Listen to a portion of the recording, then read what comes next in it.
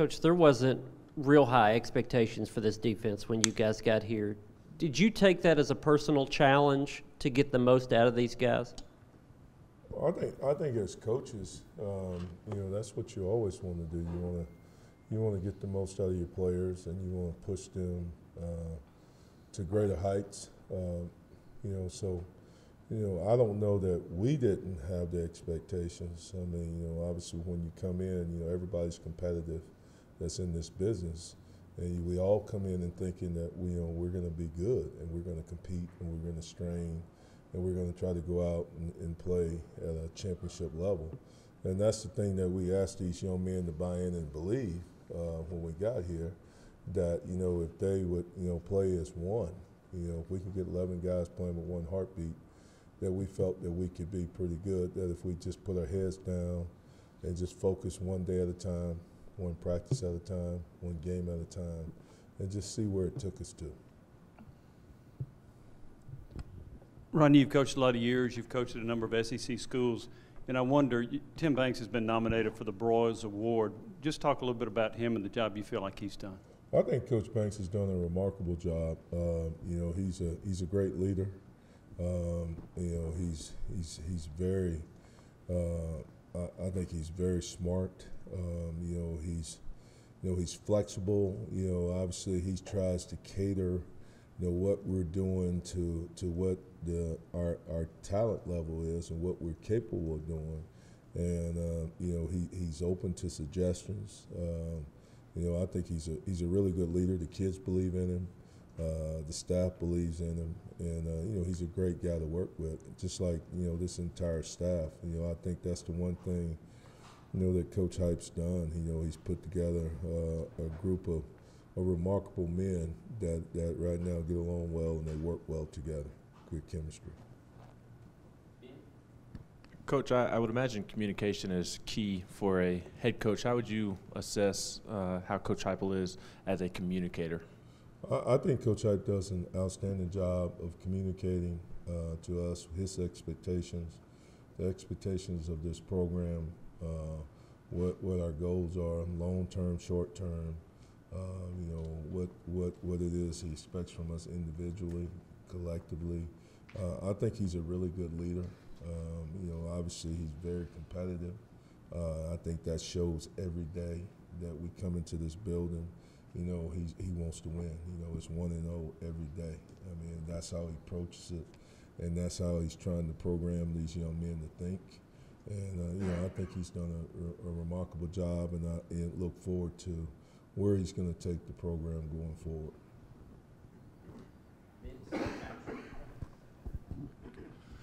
Rodney, Amar Thomas said the one thing that you ask for from your guys is when they get older to send you pictures of their kids, and they want them to be, great husbands. How much of an impact, through your experience, does really showing that you're invested in them as human beings impact them as football players? Well, I just try to pour into these young men like, I remember my coaches poured into me, when I played, being a poor kid from, small town Alabama. I think the kids, they don't care how much you know until they know how much you care. And, obviously with my coaching style, being as demanding, as I try to be with them, they've got to know that I care about them more than just on the field. And it's a deeper commitment for them to allow me to push them and try to strain them to get the good stuff out of them. So it is personal, and to me it's not a 4-year relationship. It's a lifetime relationship. And and I just think back to the young men that I recruited when I was at Auburn the first time, and relationships that I had with them, and the guys that I had here previously. I got a chance, see Peyton and Trey Teague last week, and just those. That's what it's all about, And then Charles Grant came up for the game this week, brought his son. Jonathan Sullivan was here, So it's just good to hopefully impact those guys' lives where they feel like I played some type of role in their success, and that they want to still have a relationship with me. Beyond this. Coach, what has Matt Butler meant to your group, and what's it been like to kind of coach him over the past however many months it's been? Matt's a unique individual. Obviously, he's very, very intellectual, very smart. He's probably the smartest guy I've ever coached by far. But he's a great young man. He's a man of character. He works really hard. I've really enjoyed, watching Matt. I feel like improve his game and play at a higher level, and I think he's having some relative success and doing some really good things. And he comes to work every day. He wants to be good. He wants to be pushed. He's tough. He can take it with the best of them, and he responds. So the whole room really is just it's an enjoyable room. I've really enjoyed watching these guys grow, and I've enjoyed watching them compete. And like I told them the other day, obviously I'm disappointed that we hadn't had the success that we all wanted. But still, just to go out there and watch them game in and game out, how they go out there and compete. They play hard. I mean, it's when I sit there and I watch the film on Saturday nights after the game. Whenever we get in, I'm amazed at how hard they're playing. My thing is, we've just got to learn to play smarter. But they're straining for one another, they're competing for one another. So that we have made progress there. And now we just got to get the component of playing smarter. Brent, Jimmy, and Wes. Yeah, Coach, when you looked at this team and you looked at your group in August, you didn't have a lot of numbers. How did you put a plan together to manage a small group, and get them better, but not completely wear them out as you head into these last 2 weeks? Did you manage that different than you would a typical group you might have? No, we're always trying to, to find, I've always said, my goal was to always have 10 guys, that could play, at a competitive level on Saturday. That's, to me, that's ideal. Obviously I like to have 12, but if we got 10 guys, I feel like, at least we can rotate them and we can stay relatively fresh. Because the biggest thing that I try to stress to them, I want to play the fourth quarter like we played the first quarter, and I want to see us run into the ball, and I want to see guys straining and guys leaving everything they got on the field. I don't want them bringing anything back into the locker room. So for big guys, obviously you got to keep them fresh, and we got to rotate them. And we've been blessed. We've had some bumps and bruises, and we've had guys that are, nicked up. But, for the most part, they found a way to fight through it. And the one thing about it, I think my guys see that, hey, if you practice hard, if you earn it in practice, you're going to get an opportunity to play. If you don't, then you won't. So, it's a merit deal where they've got to go out every day and they've got to earn it and they've got to get it done. Rodney, two things. When you look at the tackles for loss, the last 2 games, not as many as you had in the first 8. Is that a direct relationship to the competition you're playing? Well, obviously we've played some really good competition here lately. But like I said, we could do, when you sit there and you look at the film, there's things that we can do better. Now, obviously, we played 2 really good teams, and those teams were the better teams on those on this past Saturday anyway. They were the better team, but we still did some things that was probably a little bit uncharacteristic of some things that we have done in the past, and we maybe we missed the line. We didn't check certain things that we knew to check that we'd done. But like I said, when you look at it, hindsight's 20/20. But that's the thing that I tried to tell them. We're not good enough football team where we can go out there and aid anyone in the opportunity to beat us. We have to play at our best every single game, and we have to execute at a high level. And we compete at a high level, but our execution sometimes is not where it needs to be. So if we're paying attention to the finer details, then I think those things will happen.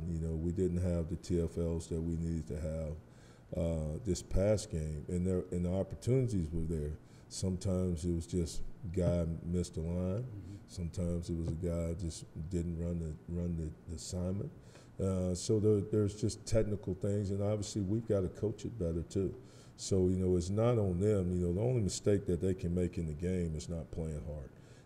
Any other mistake, that belongs to us. And so as a coach, I have to own that, and we've got to teach it better, and we've got to make sure that we're executing it better. Secondly, you mentioned the other day that there were 103 gradable snaps against Kentucky. And I know all your players didn't play all the snaps, but is it hard to recuperate in a week if you've played that many snaps in a game? No, I think the way, Coach Hype has our practice schedule, I think it's conducive to keeping our players fresh. The model that we go with, on Mondays, it's a stretch, get their blood pumping, move around, walk through. Then, really our tough 2 hard days of work is, Tuesday, Wednesday. And then, we tone it down a little bit on Thursday just to make sure we can go out there and execute assignments and get all our fits correct, and then come back in Friday and crank it back up a little bit more and move at a little crispier pace. But I think the way he has it structured is really good. And like I said, we played a lot of snaps in the Kentucky game, but we played very poorly on third down. All right, so that's as much on us as anything, because like I told them, on third down we got to be able to get off the field. I mean, we're in those opportunities. We get them in a third down situation.